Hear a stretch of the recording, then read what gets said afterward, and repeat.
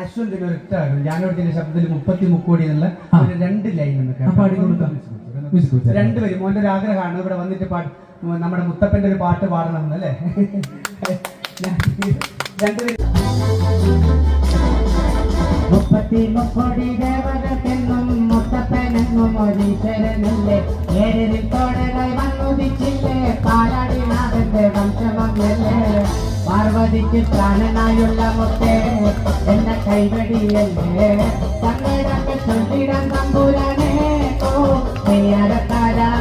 പാർവതിക്ക് പ്രാണനായുള്ള മുത്തേ എന്ന കൈവടിയല്ലേ.